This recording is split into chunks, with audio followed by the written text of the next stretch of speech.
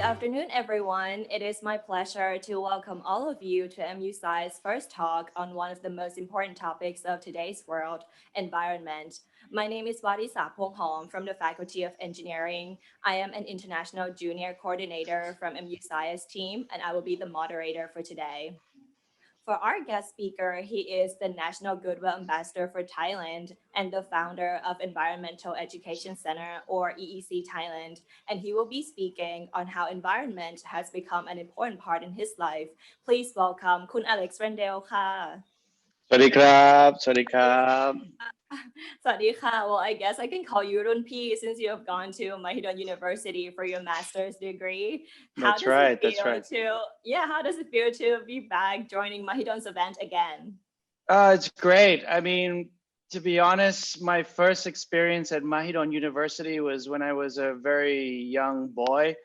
Actually, at the age of 10 or 11, my teacher, my professor, who taught me all about like environmental conservation, I remember he took me to one of his lectures or one of his classes, and I was actually sitting in a Mahidol class at the age of 10. So I always had like good vibes about the place, about the university. So once I was studying there, I really liked everything about it. And once I've graduated, I work very closely to Mahidol. So it's always great to participate in such events.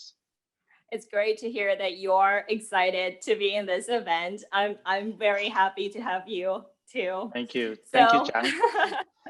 thank you, Kun Alex. So should we start with our Yeah, first let's question? go. Sure. Okay. So the first one I would like to ask, from what I've known, I did some research about you, about your Okay. master's thesis, which is related to the environment. So can you Yeah. explain the topic of your thesis and what your thesis was all about?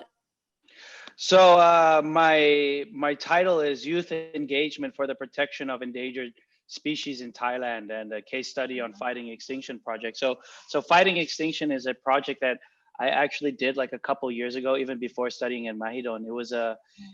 a it was a project that we did in EEC where where we took like 25 students, I think it was, and then we separate them into 5 different teams, and each team would look after a different endangered animal. So we had dugong payun, right? We had leatherback sea turtle, we had gorals, we had the kitty hawk-nosed bat, and whale sharks. So we separated these little students into different teams, and then we took them we took them actually to Mahidol library for them to start reading. These are like 8 years old all the way to like 15, 16.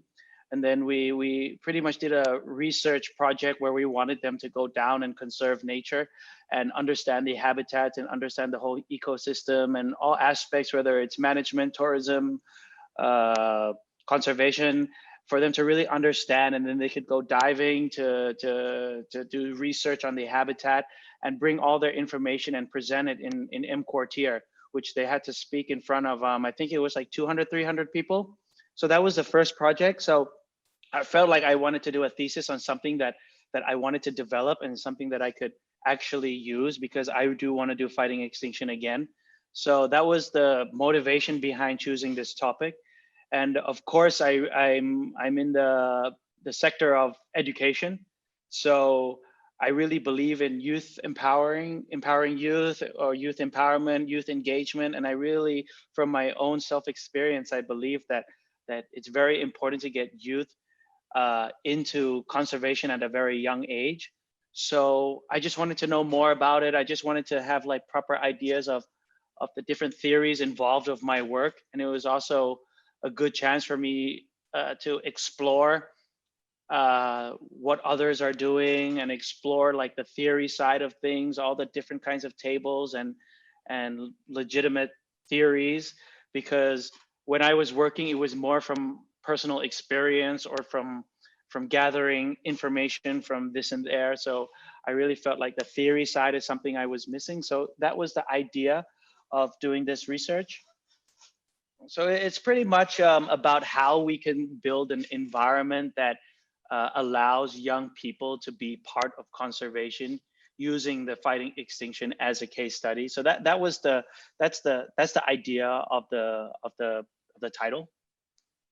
Okay, well, that was very interesting. So you really dive into the details of what you're interested in, and you really get the engagement from other people who support you and who you support them too. Well, that's really impressive. Okay, so well, I have to say that before this, many of us have seen you as an actor, and now we're seeing you working as an environmental activist. So I'm wondering what has drawn your attention into this field of working for the environment and for nature. Like, how did it all start for you? Well, it actually started at a very, very young age. So I was like 10 at the time. And I was already working in the entertainment business. So I was a young actor, I was a child actor. And luckily, I was introduced to one of my professors, which is actually a student at Mahidol, which is the same gentleman that I mentioned before. And so what we did was we basically he was doing research on elephants in Khao Yai National Park at the time. So excuse that noise, sorry. Yeah, so That's I was okay. I was involved in that, and then I went part of his rescue missions. I helped elephants. My job was to raise funds to buy the right medical attention needed for the elephant. So that was the very first time I was involved in conservation. But at a young age, you don't really see it as conservation. You just see it as something fun. You're with animals, you're on the back of a pickup truck, going into the forest. And it's just a great experience. And ever since then, it kind of like stuck with me. And I always enjoyed nature at a very young age. Like one of my first experiences of really recognizing that this was for me was at a family holiday when we went to Got PP, which this was years and years ago. And then I remember that image of me jumping in the water and I was just surrounded by fish. It was just so exciting, and the water was so clear. I've never really had that kind of experience before. So all these little things, and I grew up. And then when I went to university, I went to Chula before I went to Mahidol, and I did my first 4 years at Chula, right? And I was very much stuck in the city life. I was next to Siam Paragon. I was next to, and then I lived so far out, and it was so difficult for me to live that life in those 4 years because it was full on like city life. So I didn't particularly enjoy the life that came with it. I mean, I enjoyed the education side, of course. Like, give credit to Chulalongkorn; it is a very great university. But personally, I just felt that life that came with it wasn't quite what I wanted. So then, when I graduated from there, I started to travel more. My holidays were from shopping. It wasn't really my thing. I wanted to see more of the nature side of the world, and that all just came together. And I started to scuba dive, and then I started to do projects like adopting an elephant from the south of Thailand, bringing him up to Khao Yai as a mission to use this elephant to educate others on elephants, because I believe that education causes someone to understand elephants. Therefore, they would appreciate, they would love, and then eventually want to conserve, want to protect it. So I started to understand the importance of the education side to conservation, and ever since then, it's just been like, and that was the beginning of starting the EEC Environmental Education Center. So everything just kind of led to one another. Like, I do a lot of interviews, and then they're like, is there that one like moment where you wake up and you feel enlightened? Like, I didn't quite have that kind of experience. I wish I did, because it would have been a great experience, but it was more of like one thing led to another, and I just got deeper and deeper and deeper from a hobby, and now it's like almost a full-time job. So that's the background story of the whole idea of me. And once like, and now, like, fortunately, as an actor myself, I have other commitments, whether it's events, whether it's like appearances, or turning up to places, or doing video clips. It's all about nature. It's all about nature now. It's like 99% of my work is all about nature, not even EEC, just like other jobs that like have come forward to me. So it gives me a good chance to explore like how other people work around the country. Like, how does conservation in sea turtles happen? How does technology be involved in conservation? How, like, everything, like all the different aspects that we need to conserve. So that was a good experience for me to really see how everything is done and like filter things out and then slowly do things my own way. So I'm very, very fortunate in that way. Because if I was a researcher on one particular subject, my whole life would be dedicated to that, you know, but that's not the case. The case for me is that I know a little bit. I get to experience a little about everything, which I find completely fortunate, and that has made me understand things on a wider scale and dig deeper into what I'm doing. Wow, that sounds very interesting. That's like all the interdiscipline, all the interdisciplines that you have got. You just, kind of gather them together, and like make it your own future and what you love doing now. So earlier, I've heard you mentioned EEC, which is your organization. So can you tell us more about what EEC is and what your organization has been doing so far? Okay, well, originally we started off with the idea of let nature be our classroom, like like same idea as the elephant, like education to conserve.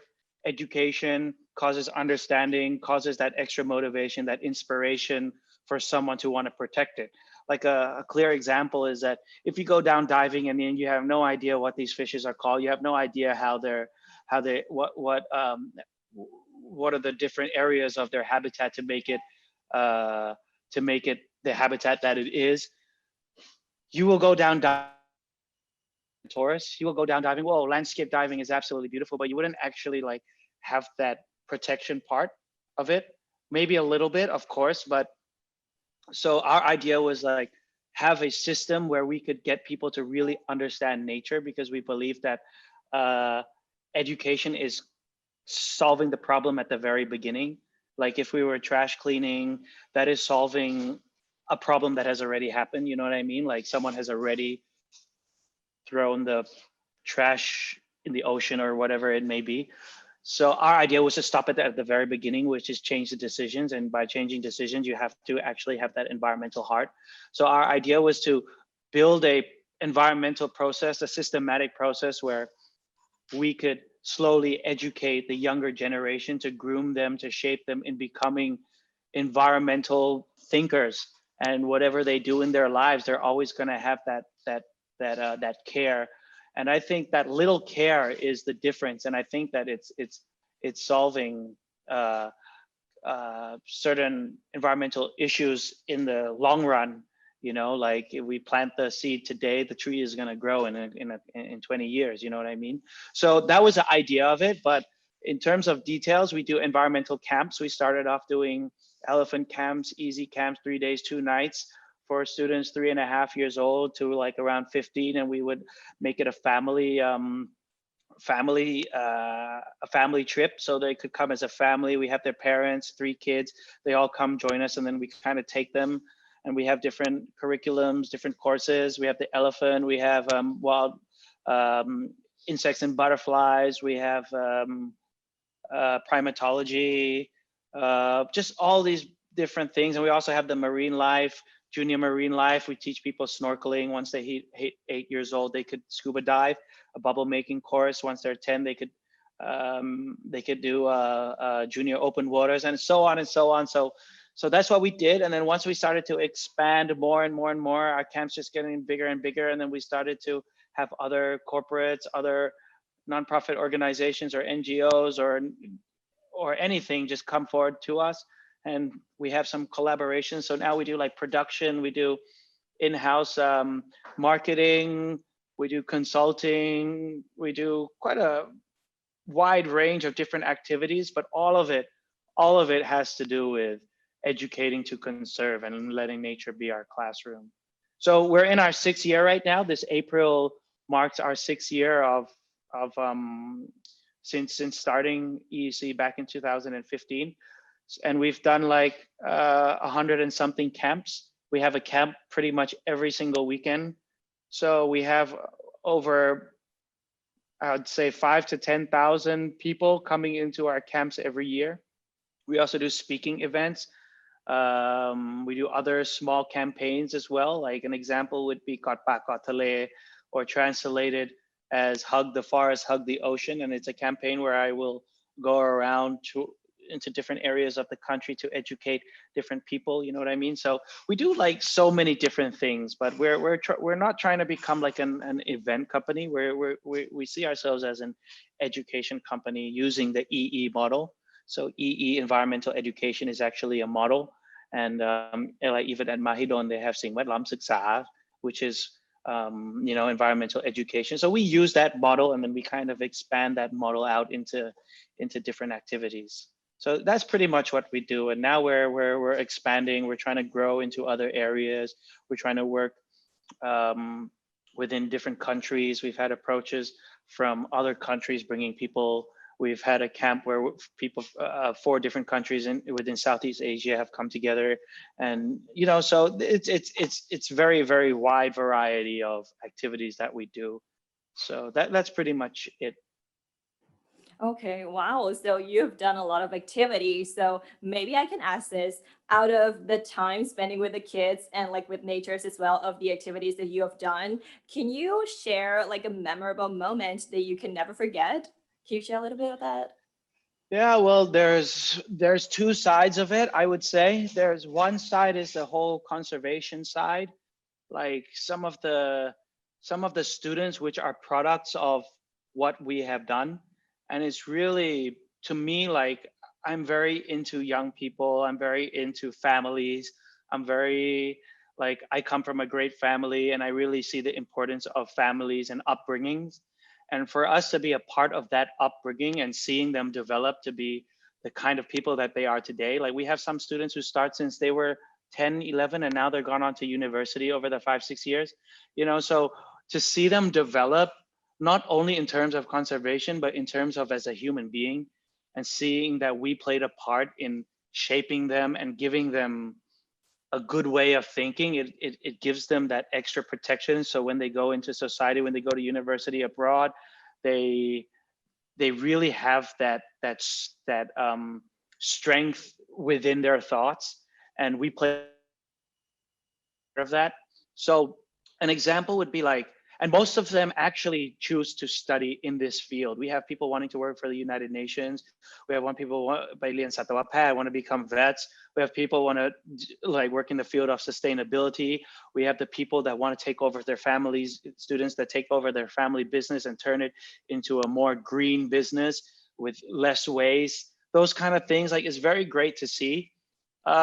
But to name one single event at the top of my head right now, even though there are so many different highlights, but I remember I went to the TEDx. TEDx is a event where they sell diving equipment, scuba diving equipment. It's like a fair that happens at Queen Circuit every year. Well, this year it was at Bitech, but I remember going to go shop for some dive gear. And then during that, on my way out, I see this small table. And on that, behind that small table were a few EEC kids who were doing a fundraising program, which they came to EEC and they were inspired to do things their own way. And they proposed it to their schools, and their schools set it up for them. They set like a little club, and they're like, we're gonna go sell bamboo straws and raise money and use that money and donate it to marine conservation. And I just thought, wow, like, not only are they great kids, but at such a young age, they chose to make that decision to come to a fair where their table is located in a place where people are just walking back and forth, but not really paying attention to them because they're all there to shop. But there's these bunch of kids that are really trying to fight for the environment, doing what they could do. So once I saw that, I was like, whoa, we actually change the behavior and change the way that people think at such a young age, to the extent where they're using they're still in school uniform. They came right after school, and it was just such an amazing thing to see, like those little small things. Or like, we see students like enrolling into university coming back to us saying like, I want to work in this and that. Can you please advise me what the path is, where I need to go? So there's so many different highlights. But that's the first side. On the second side is the management side. And I think that conservation is all about management. It's especially if you come from an environmental education perspective. If you're looking at dugongs, you would go specifically at dugong the animal, but if you're looking at an EE perspective, you're looking at the local people, how it affects the local people, the ecosystem, the environment, the whole management side, the laws, the policies that all contribute to conserving dugongs. You know what I mean? So for me, management is very important. And I myself, as a founder of EEC, I've had to learn so many different things in terms of management and grow as a leader. Because, you know, I was the youngest child. I lived in a great family. I never really had real struggles growing up, and EEC has so many learning curves. So that's like a personal achievement to come this far. I didn't think it was going to last this or be this, like, you know, this I wouldn't say successful, but this rate of acknowledgement from the general public, and that's also a great highlight for me. So it sounds like it's been like a great work of yours to, you know, devote yourself and getting devotion from others as well for the good of environment. So maybe let me ask this: if we want to be part of EEC or be part of this environmental education, like where should we start? Like how can we participate in maybe your organization or maybe in other organizations as well? Well, maybe you could start off by sending me your CV if you really want to work with us. But Oh, I will do but it right after this interview. but we have to be clear that in terms of what everyone sees, it looks like a great job. It looks like you get to scuba dive, you get to work with kids, you get to work with animals. It seems like a great job, but actually behind the scenes, it's an overwhelming amount of work and amount of operational preparation that needs to be done, especially in terms of safety. You know, so behind the scenes is very, very tough. And if you really want to dig down to environmental conservation, you have to prepare to get your hands dirty a little bit. You have to really be prepared to take in all the pressure that could possibly come with it, and all the potential enemies that you might see along the way. Because environmental protection comes with a lot of different ways of doing it. You know, some people are very scientific, some people are very natural. Where's the balance? What's right, what's wrong? No one will ever really know, you know. So, but then there's always a conflict there, and when you step into certain areas, you don't know if you're going against anyone's goodwill or against anyone's hard work. So that is something you definitely need to be prepared on. But to go back to the question is how you can start. I mean, if you go to the SDGs, the 17 Sustainable Development Goals of the United Nations, I think I always tell people that that's a great place to start. Go to those 17, look at which of those you have an interest in. Is it life below water, life on land? Is it clean energy? Is it poverty? Is it gender equality? What is it that really makes you, what really gives you that motivation that you want to fight for it? And then that kind of filters it out, and then you start to, go from there. I think that's a great start, but also your internal thought process, your mindset, it's a lot of dedication and a lot of for them rather than for you, and in the real world, it's not that easy. Sometimes you also need to make a living, and sometimes it's not always easy to work for other people all the time, especially if you have a family. So finding that balance is also quite challenging, I would say. But with all that being said, I still think that there is no better job. I honestly don't think there's a better job than working in this field, because it's so interesting. It's never ending. Once you think you know it all, something will come along and make you realize that you actually know nothing. There's so many people that you could idolize working in this field, like doctors, professors, vets, anything that you meet, such inspirational people that you really learn on, and then you develop, and you can develop from that as a person. So I would definitely 100% recommend anyone to look in this direction. Even yourself, your you're in the, I'm sorry, but Faculty of Engineering, right? Right? Right. Yeah, engineering. As yeah, engineering, even like environmental engineering. There's so many different every job, every career path can be shifted into conservation. Even marketing, accounting, anything could be part of conservation. So I definitely recommend anyone to start with the 17 goals and start planning your career path to see which is for you. Okay, thank you. That's great recommendation. Oh, I think not just me, but also everyone watching this interview right now should go look at the website of your the 17, what is it again? The 17 The SDGs, 17 SDGs. sustainable, Okay. yeah, sustainable development goals. Yeah, so Okay. basically just a quick background. As I am Mhm, the UNEP ambassador, it's my job to mhm, educate mhm. everyone what exactly it is. So just really roughly, with no scientific or anything difficult. So basically, the United Nations came together and brought all the issues that relate to sustainability and put them into 17 different categories. So, and then they managed to filter it down, and then this is the aim that we as a world have to achieve by the year of 2030. So now 2020. So each of the goals have different objectives, different. I guess you could say KPIs, different. What's the word? Like different directions and different missions and visions and whatever that is. So that is pretty, like, I can't think of any issue that is not in that 17. So maybe not only will you behave yourself, but you're also participating in a global agenda that the whole world, organizations, like if you go onto websites of big multinational organizations and you check the sustainability center on their website, some say that, okay, our business, we commit into helping achieve goal number 2. We help into achieving goal number 3, like EEC helps contributing into 5 different goals. So the question is, which goal do you want to contribute? You know what I mean? So that's pretty much what it is. So I would say it's a good start.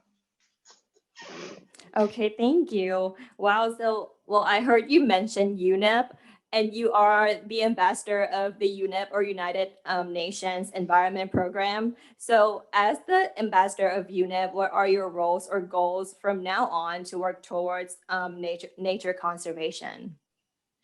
Well, this year the United Nations have a goal to attack the what they call the 3 planetary crisis, which is three crises of the world in terms of environment. One being biodiversity loss, 2 being climate change, and 3 being pollution. So those are the 3 that I would try to participate or use my organization or my media platforms or any of my jobs to be able to get the message across under those 3 subjects. So my job basically is to go around and raise awareness in these environmental concerns. And without what's going on right now, originally I was supposed to travel to other countries and represent um, our country in speaking about the environment, what we're doing at home and stuff like that. So that was my job, and I also contribute a lot of in their media platforms, get messages, media campaigns. Like I'm part of those. So my job basically is to communicate and educate society, which is what I've been doing anyways, but just have to align with the missions of the United Nations. Okay, so I guess I can assume that working towards nature by either educating or advocating for nature and environment is definitely a big part of your life.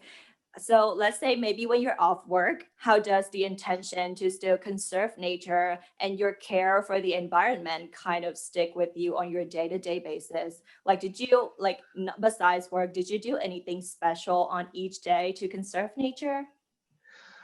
Well, yes, of course. My job is to conserve nature anyways. So all the meetings that I'm part of, all the behind the scenes work, planning camps, planning as the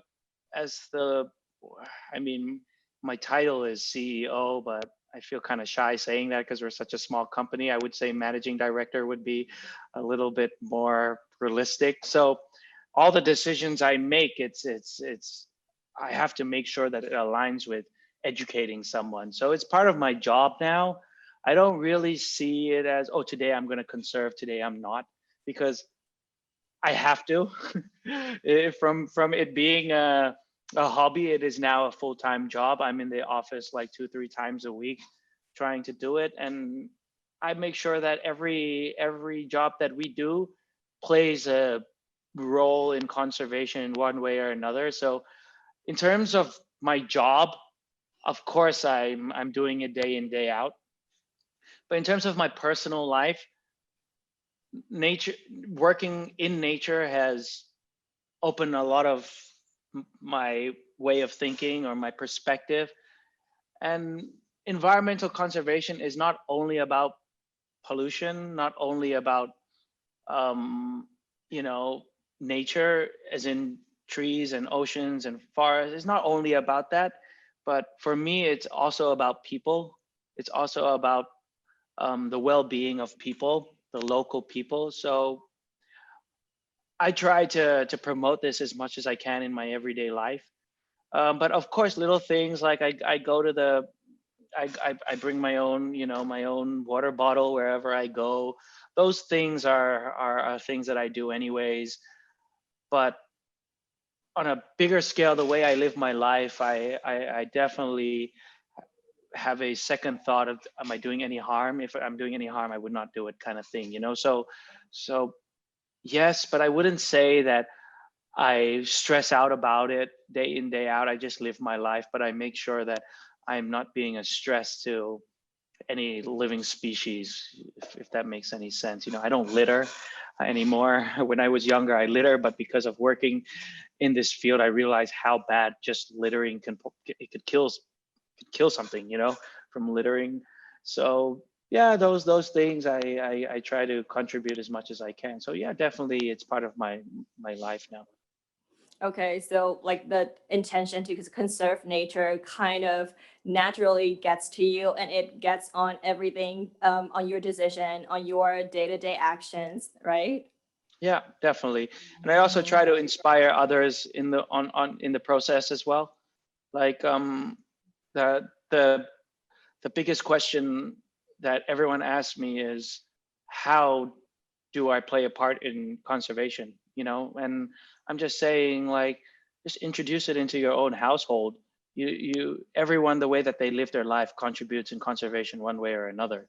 You know, whatever you put down into the drains, or it goes into the same river, it goes down and eventually goes into the same ocean. Like, our world is one huge ecosystem, which is like our world is one big ecosystem with a bunch of small different ecosystems. So we could use our bedroom. That could be one ecosystem. If we make sure our bedroom is environmentally responsible, have responsibility in that area, then we are already playing a part. You know, there's like little things like not wasting too much water, not you know, just everything. As soon as you leave your house, you're you're polluting. You know, so if you try prevent that, then you're contributing. And if you start to understand that, everything you do will slowly shift your decisions you make.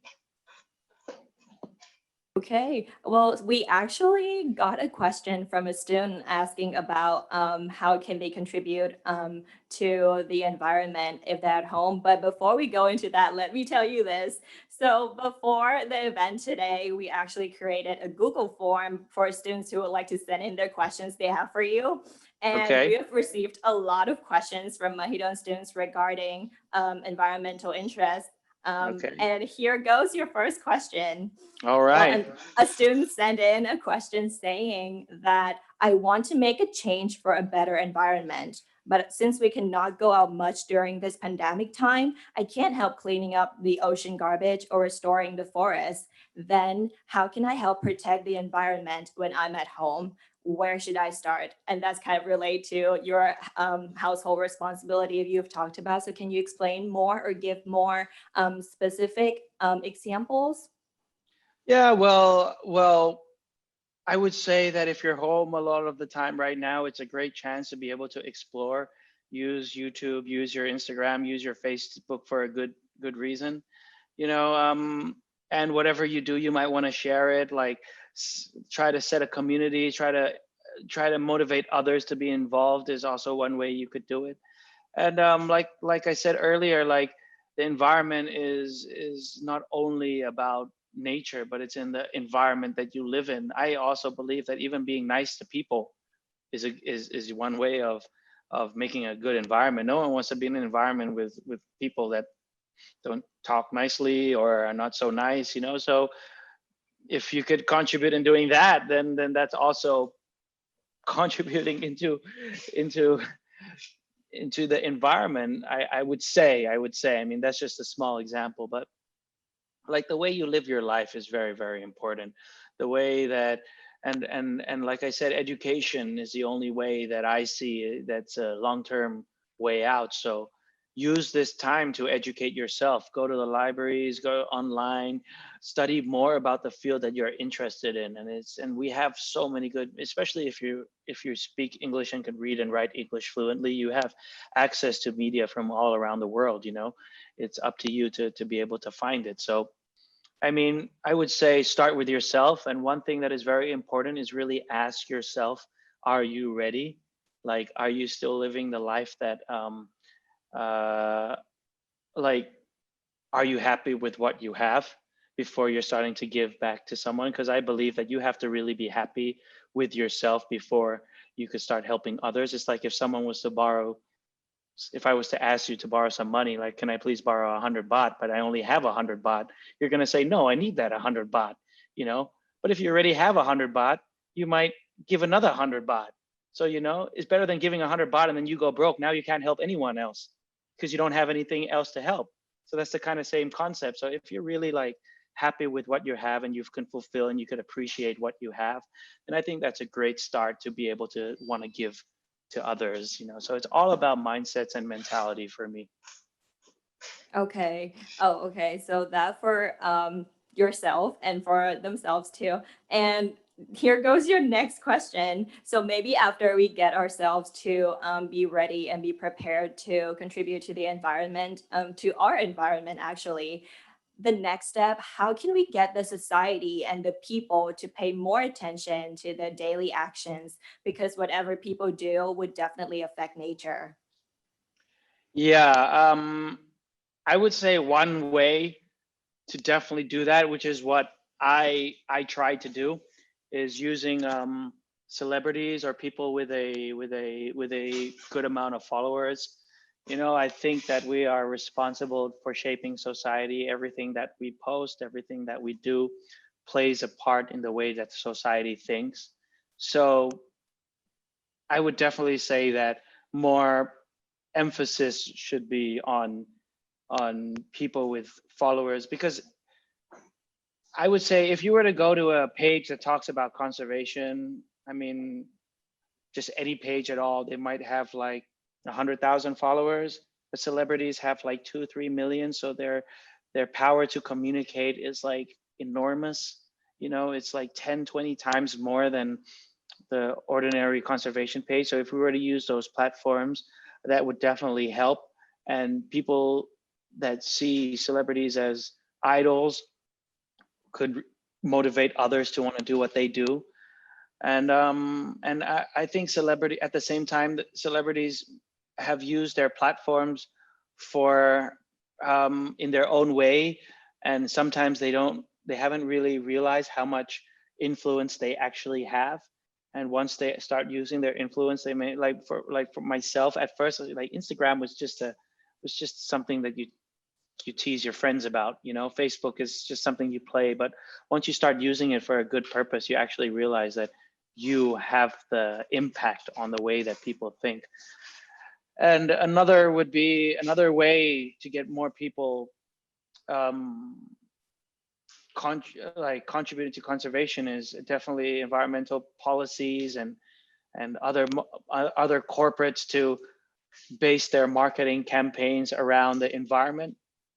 You know, so like very big, they have a big budget to do marketing. They have great exposures in all the marketing that they do. And if that is about environmental conservation one way or another, the coverage or the exposure that they get is absolutely enormous. You know what I mean? So I would say that that's definitely what I would do. And another thing that I'm trying to well, I'm not myself, but I really believe that environmental education should be implemented into schools at a very young age.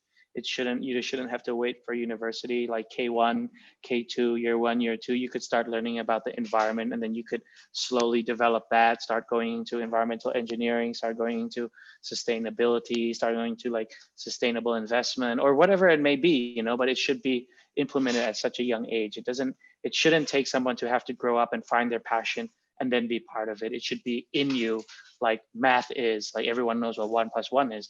Everyone should know that you have to conserve nature, because that should be planted in you at a very young age. So I guess that falls under like policies. Like it should be implemented into schools, into universities, and it shouldn't be a subject where you have to like it and then choose it and then you learn.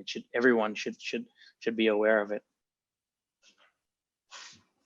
Okay, well, thank you for your suggestions, and that's kind of inspired me, and I'm sure inspired the audience watching right now too.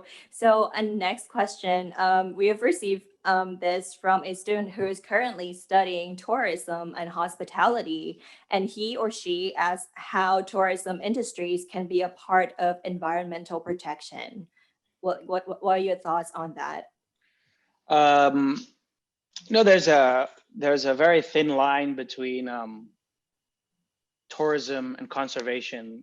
In some areas of conservation, these two sectors don't really get along. You know what I mean? But from my perspective, from what I've seen, that tourism is actually a very, very important sector to maintain the economy of our country.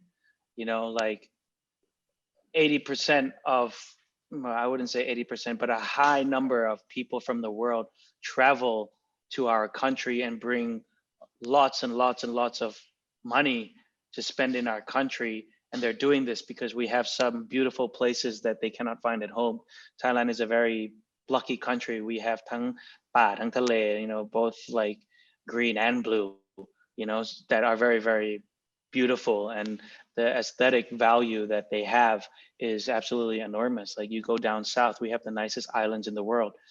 In the top 10 dive sites around the world, 2 of them are in Thailand. We have such a great marine life.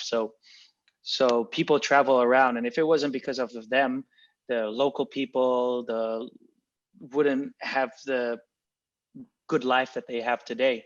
And if you go down now to, let's say, Krabi, if you go down now where tourists aren't able to enter the country, it's actually a very, very sad thing. People are struggling with their lives. And like I said, environment is about changing lives as well, and looking after the well-being of the local people. So my perspective on tourism is that is absolutely great, and only if it's controlled. So it has to be controlled. It has to be like, we have other countries that pay really, really great attention to like stuff like overpopulating certain areas, which damage the environment and damage the ecosystem, and the loss of biodiversity, causing the world's different systems to change. That happens all the time. So I would say we cannot disregard the importance of tourism. Tourism, if it wasn't because of tourism, Thailand wouldn't have developed this far. But at the same time, tourism must be under control, and in certain areas, biodiversity must be priority over profits. So there has to be a great balance between that. But for me, ecotourism is absolutely great. Thailand is a great country to bring people in to study about the environment, or promote holidays that are not harming nature.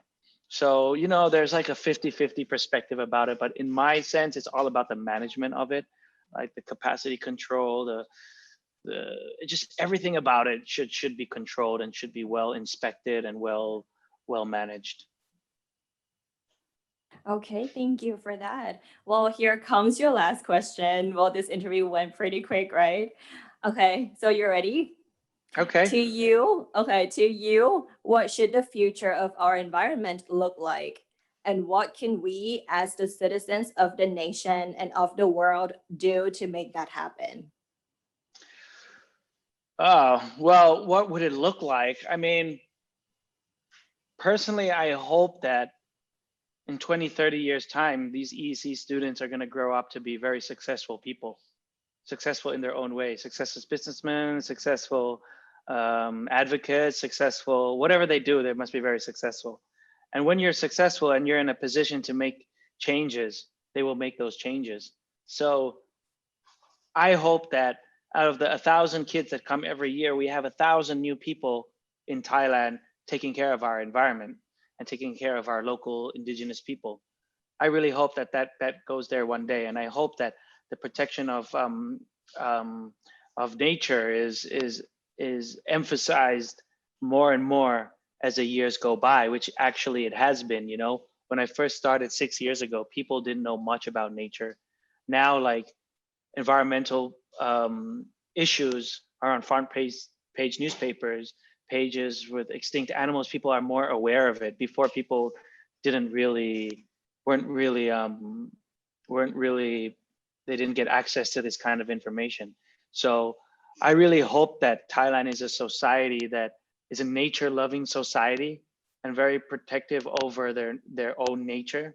And I really hope that the local people could understand how important looking after of their own areas, which are habitats to all these different species. So I really hope that we could build a country that, you know, that I guess you could say a green country, you know what I'm saying?